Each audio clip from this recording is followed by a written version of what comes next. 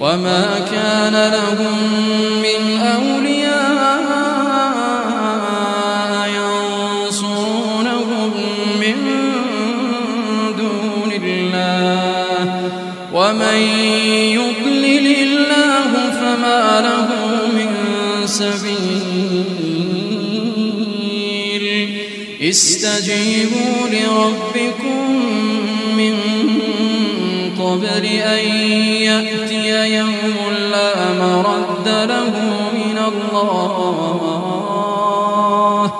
ما لكم من ملجأ يومئذ وما لكم من نكير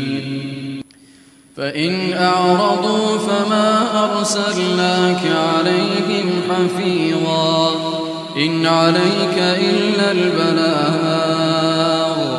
وإنا إذا أذقنا الإنسان منا رحمة فرح بها وإن تصبهم سيئة بما قدمت أيديهم فإن الإنسان كفور لله ملك السماوات والأرض يخلق ما يشاء يهب لمن يشاء إناثا